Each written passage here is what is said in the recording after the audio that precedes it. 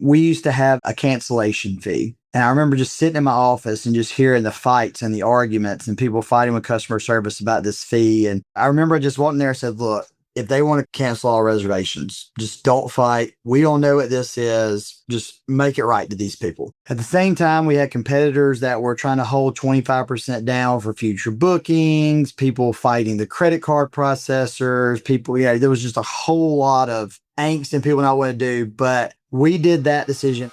Welcome to the Vacation Rental Show. This is your essential playbook to grow and scale your vacation rental business with advice and insights from the best in the biz. I'm your host, Linnell Gordon. Welcome back. If you're just joining us, make sure to catch part one of my conversation with Hunter Harrelson from Beachball Properties. Now, today we're going to pick up where we left off with even more insights on how to scale your operation. We're going to talk about building a brand that lasts and the single decision that Hunter made during COVID that took Beachball Properties from, they were like at 100, it took them to 250 almost overnight. Now they're at 350 or so, and they're still growing. I'm so excited to share with you this episode. Now, we talked about being in the right roles. So one of the ways that you determine whether people are in the right roles in your company is use the CI, which is great, Cultural Index, as you're preparing for future growth. Because I know you're not sitting there saying, hey, we're done. Let's just leave it right here. I mean, unless you go, this is where a lot of people do. And they're like, this is where I want to go. I'm going to be here and here's my goal and I'm going to leave it here. As you prepare to grow your company more, what type of operational foundation are you using to give you confidence in that growth? What are you using to help? So it's an excellent question. So talking about our rapid growth, actually 2026, we're not turning the spigot off all the way, but we're kind of toning it back. We're being very specialized in what we're taking on going forward. I was talking to someone the other day and I never really thought about this. We just were like volume, 500. We want to get to 500. And they said, I bet 20% of your properties and management, I bet if you look at it, you're managing them for free. And I'm like, what are you talking about? And I went back and started running the numbers. I'm like, oh my God, I am the top 20%. It's almost like the tax bracket, right? My top 20% are paying for me to manage these bottom 20. And we didn't want to come out and just cull those properties and just send them out into the wilderness. A lot of them are people that have been with us for a while. So we were like, we're going to hang in there with it, but we've got to be very precise on what we take on going forward. And we had to restructure the organization, right? So I look at the business, a lot of competitors or peers hire property managers, right? Like, let's call it what it is, the Vacasa model, right? Vacasa, they have an ORM, and that ORM is responsible for an assistant, the cleaner, and they give them a portfolio of 50, 60, 80, 90 properties, and they get overwhelmed. And then they get blasted by owners until they peace out and they leave. And then you hand another person and say, here's your 90 properties, learn all these people. It's a failure system. So we wanted to build it more as a funnel where things coming through customer service and it's diverted, right? So I have an operations manager. That operations manager manages customer service, who has a lead, maintenance, which is a lead, and housekeeping, which has a lead. Those three departments are just if you want to call it a vicious cycle, but they all have to communicate with one another, right? Housekeeping has to clean, but they have to report to maintenance what's going on. Customer service has to report to housekeeping. So they constantly have to communicate. And that's why I need one person managing the managers there, right? And then there's the fun part. There's marketing. I have a CMO and she has a social media manager, and then she has subs that she uses for video content or postcard production or whatever that may be, right? But that's the fun. That's helping us grow. I have a broker that runs our real estate department. And instead of having a business development manager that you overinflate and pay six figures, I actually use my real estate agents as business development because they're the eyes and ears out there buying and selling properties. So I pay them commissions on what they bring in. They get a commission if they bring it outsource and bring it in versus an in-source if it's a call that's coming from in-house. So pay them that way. That's brilliant. Can I just say I love that idea to have your broker be a business developer because that's what they are trained to do. Correct. And then, of course, revenue management. he's a hybrid, but I put him in with marketing because at the end of the day, he needs to communicate to marketing that these 20 properties, I've tried to adjust the price. They need a little love. Can they get a social post? And then I still have my little thumbprint on things where I'll go in and say, guys, this week's low. Do we need to run a promo? What do we need to do here? And most times they're like, we got it, boss. And I'm like, hey, I get it. Trust but verify, right?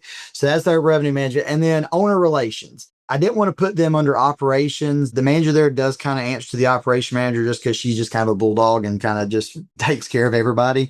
But, owner relations kind of has to communicate with her to know, hey, look, this owner needs this with housekeeping. This owner needs this with whatever. I mean, customer service, you're really not going to have much of that for owner relations.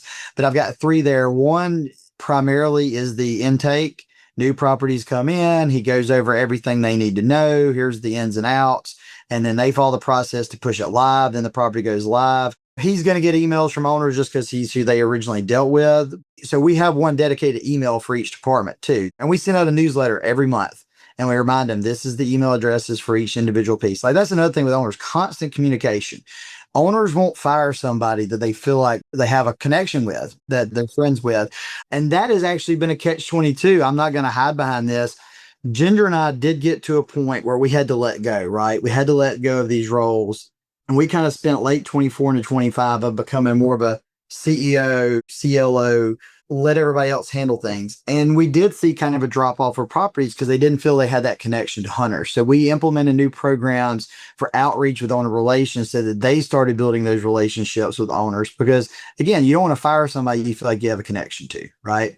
And that I guess has been the hardest transition over the last couple of years is me and Ginger taking that step back and other people playing the role of Hunter and Ginger, but knowing that we're always here. I mean, I get on a call with owners, I get on a call with vendors, I'm still involved. Like they call it the Hunter magic. My operation director today, we're looking at locking system and she's like, I need some Hunter magic today. And I'm like, okay, what do you need? She's like, I know you can call and persuade them better than I can. I need you. I said, okay, so tell me who I need to call, what do I need to do? And I get involved. I'm not afraid to get my hands dirty.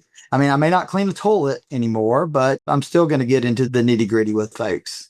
What was one mistake that you made in your early leadership journey that shaped the way that you're running the business today?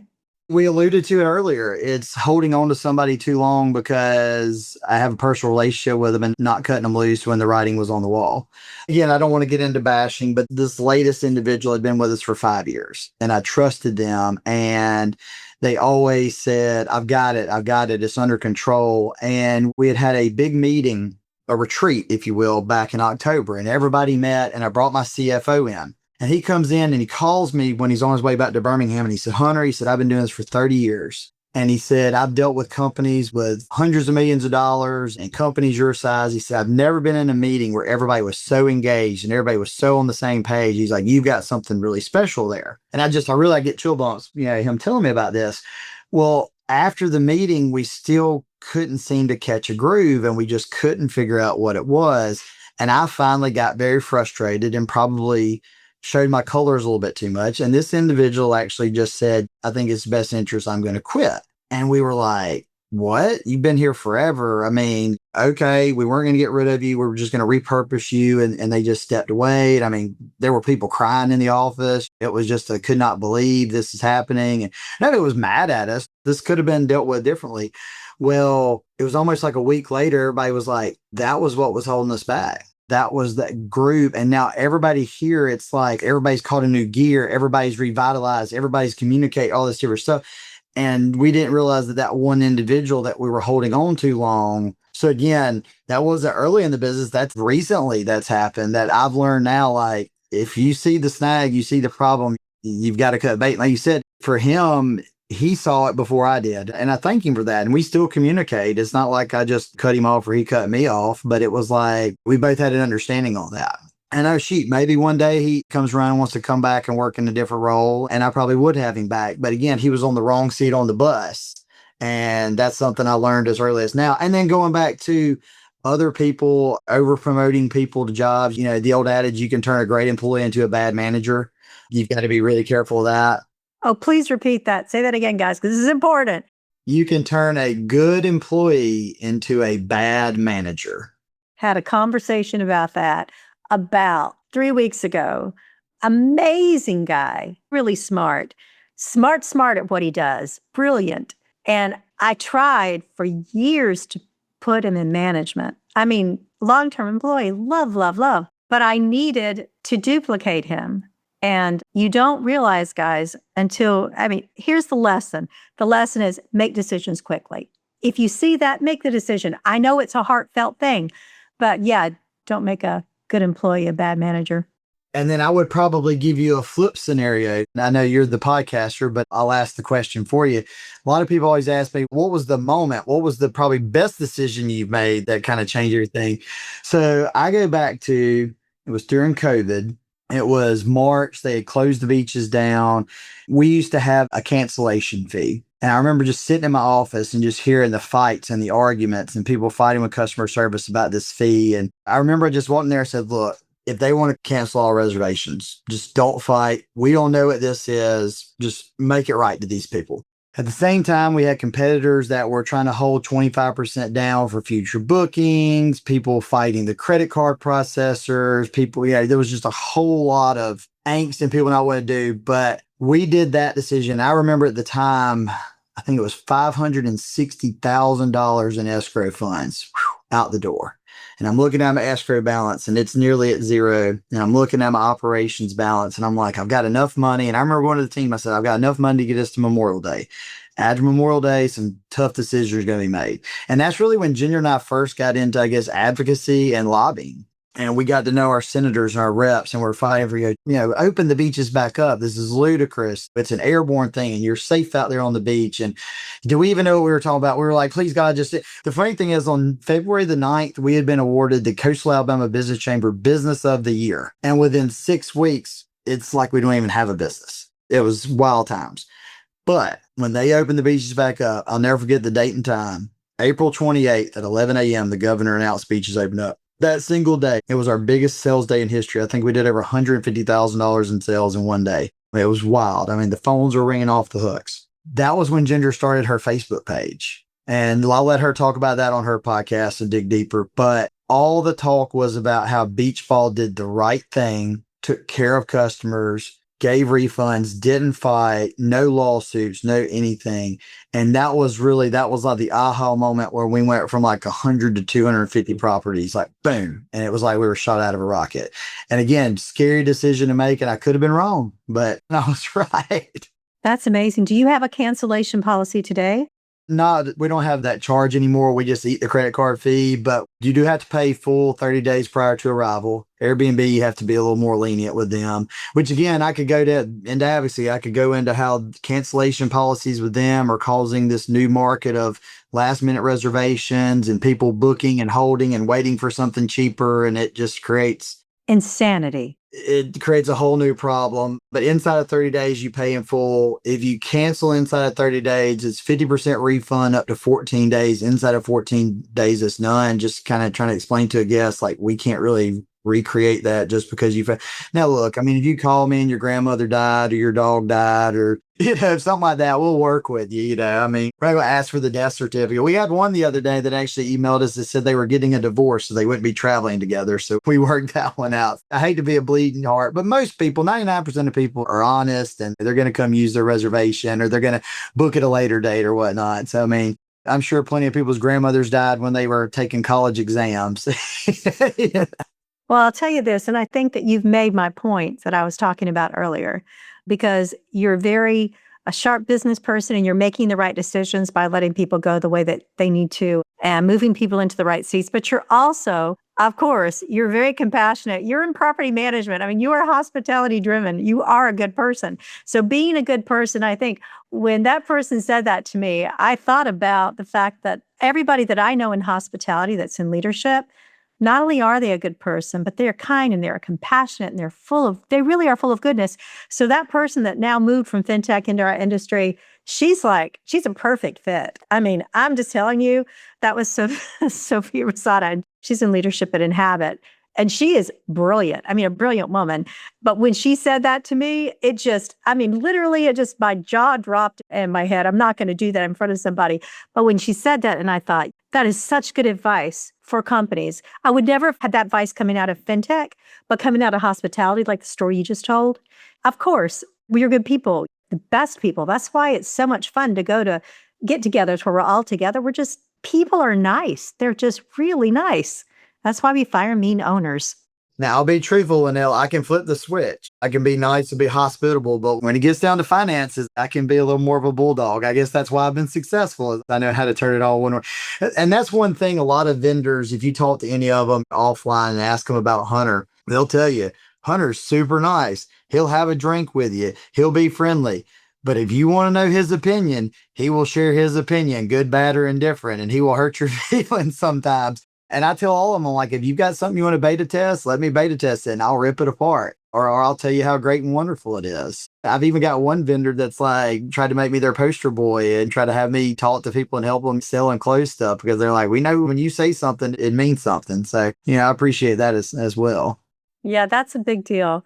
I tell everybody, if you want your software broken, give it to me. I started out as a test engineer in my career, and I love breaking software. It's one of my favorite things to do, and I'm pretty good at that. I know some of them see my email pop through and they're just like, oh God, what did we do now? What is it? Because that was one of my things about with our software system we use that I would email them. I'm like, look, I'm not trying to be ugly and I'm not trying to pull rank, but if you get an email from me, it means that everybody in my team has tried something. They've come to me and I've gone at it from every angle and I'm emailing you because I can't figure it out. And once they kind of figured that out, they're like, okay, if Hunter's emailing me, like, let's solve the problem because it's a big deal.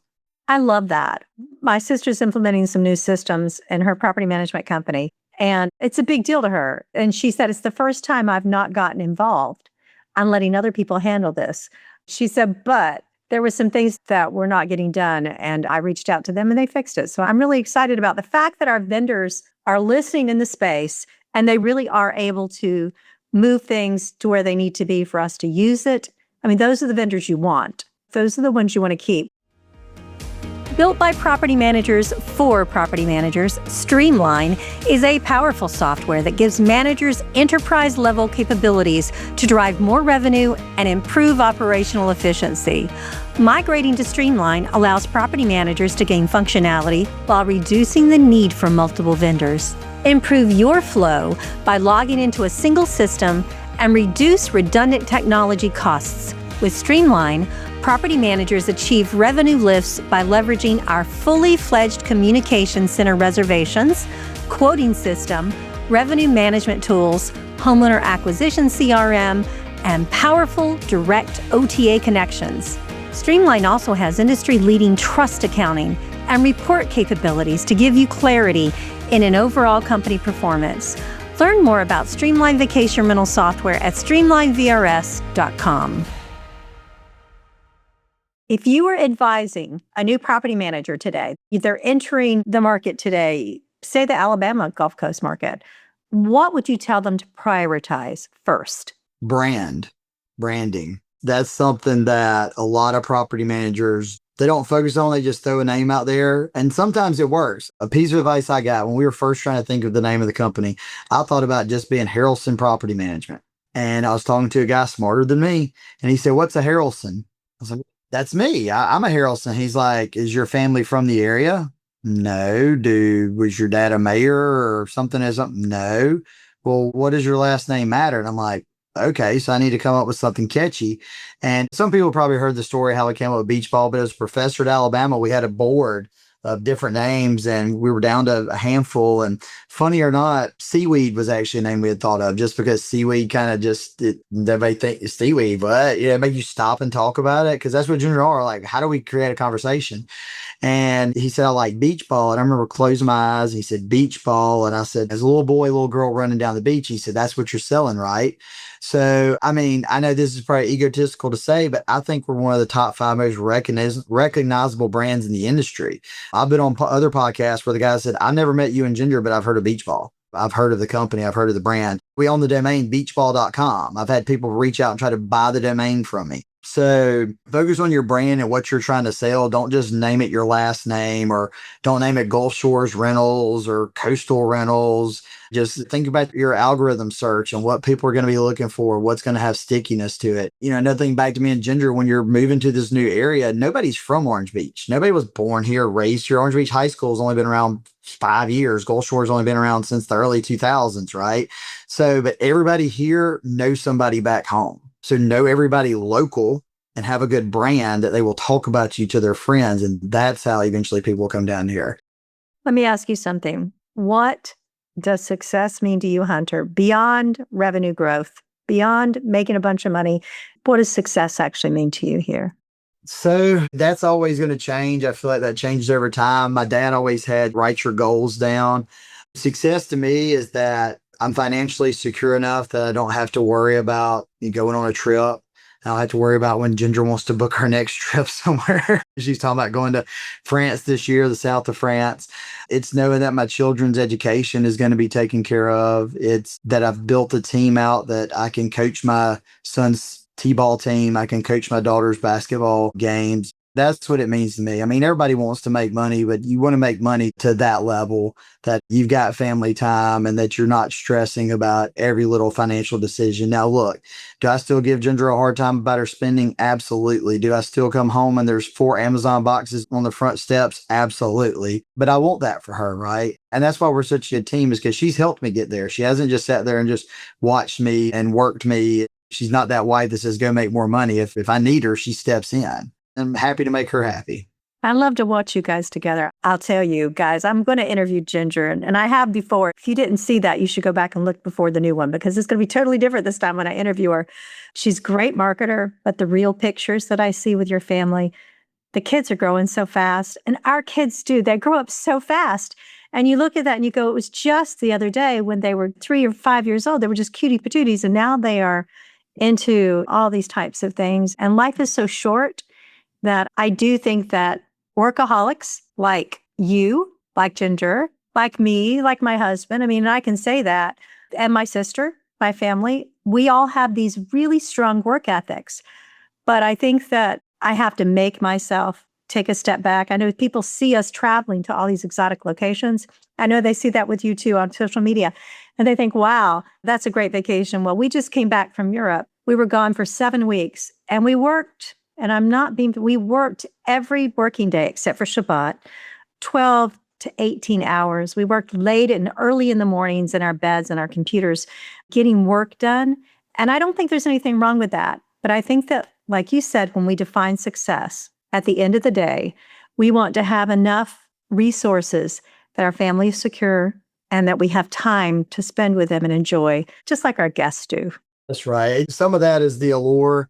I tell people, I said, you see all these vacations. And I said, I joke and say social media sometimes is a carnival mirror. It's a different representation that you're always putting the happy and the best. But I've seen these pictures recently on TikTok and it says, it's like real, it's either reels or TikToks. And it said, being a business owner looks like you're in a very toxic relationship. As just guys standing in random corners on their phones, texting. And I'm like, oh, I know I must look like that all the time. I'm on vacation. I'm just angry, slacking, or text messaging, or emailing somebody, or trying to figure something. But I find the balance. And a lot of times when we're on a trip, I'll tell people like, look, during this time frame, like, hey, first thing in the morning, I'll be up, I'll be on my computer, get with me. But after this, like, Ginger, we're going to do this, this, and this. So like, try to keep the fires at a minimum until I can get back. Or especially the time change where we're going to bed. And they're like, when we went to Greece this past year, I think we would be going to bed and they were just waking up. So sometimes right before I went to bed at night, I was trying to answer some questions or whatnot. But that's because we care. It's because we care about our business and we don't just leave it to the wolves to just see. Like, you want to be on top of things and make sure people in your organization got to know your care, right? What's that old adage? Like, nobody cares about what you think. They want to know that you care. Everybody in this office knows I care. They know that if they needed me for something, I'd step up. And they know that even if they make a mistake, I will defend them, even though they're wrong. They know that I'll take the blunt of it. And I'm passionate about that as well. People don't remember what you say. They remember how you make them feel. That's 100% true. And even guests who are unhappy, when we were in Italy recently, I didn't ask for a late checkout because it was like booking.com or Airbnb. I didn't know which one. I'd actually texted the host and said, hey, can I leave at 1? Because I think we were changing places in Rome at the time. And they said, sure, you can leave at 1, no problem. And then we had literally my husband got out of the shower and this guy walks in with his bag of linens. And I said, well, there is a lack of communication in housekeeping here. But did I leave them a bad review for that? I did not. Because look, they didn't charge me $200 for a late checkout. They just said, sure, you can stay. Did they tell the guy? No, they forgot. But I think that people that work for us and people that we work with, I think that when we show them compassion, like you said, and they know that we care, I think there's a level of cooperation that you can't buy that type of team. That's right. That's exactly right. Your team is everything. And that's why we talked about all these things in the podcast is about getting the right team together. And, I'm a big sports guy. I mean, I was the Alabama stuff. The team's always changing. You look at the NFL, sometimes you think they're crazy. They're cutting or trading that player, but you just don't know what's going on behind the scenes. But at the end of the day, beach ball now, and Ginger and I talk about this, beach ball is bigger than me and Ginger now. It used to just beach ball was Hunter and Ginger, and we tell people like, I hate to use the adage, everybody's replaceable. Obviously, Hunter and Ginger are replaceable. There's somebody at City Hall right now applying for a vacation rental manager license. You asked me about that earlier. I mean, there's somebody out there that wants to be the next Hunter and Ginger, that wants to be better than us, and somebody will ultimately fire beach ball and go to another company. I mean, everybody's replaceable. So just remember that, and remember to always be improving, always be learning. I use the football adage as well. I try to tell people what we're doing, but you have to implement these things, right? Because if Nick Saban gave you his 2012 playbook compared to his 2020 playbook, it's a completely different playbook, right? He was constantly evolving. That's what if you're not growing, you're dying, right? I think I threw like 5 different adages all into that one piece, but they're all important. Especially with AI, guys.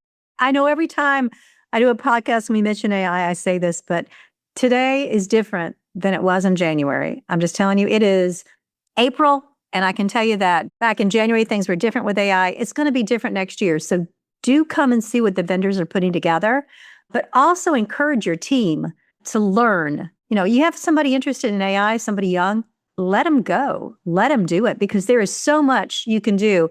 My son works as a CTO for a company, and he said to me recently, I want a contract on the side to do AI because he just loves it so much. It's so much fun for people that do it, and it can really help improve your business. There are all kinds of things that you can do that not to get rid of people, but to help with your processes. And so just like you guys have built that bot, if people are interested in reaching out to you, Hunter, to ask you about the things that you're doing, are you willing to chat with them?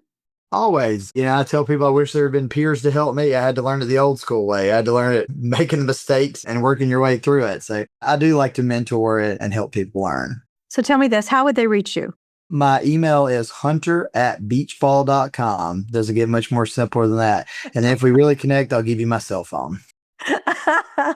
Well, thank you again for being on the show. And I really appreciate it. And I think that people will get a lot out of it. I think it's really fabulous that you're willing to be a mentor to other people. And guys, please take advantage of that. You can't buy this kind of advice that you can get from someone who you can talk to personally and say, hey, here's my problem I'm having. Have you ever seen this? And they go, yeah, here you go. Well, thanks again. And please give my love to Ginger. Will do. And come have a ball at the beach. I would love to. I love your beach. I've been there before and I have stayed there and it is stunning. It is a gorgeous place.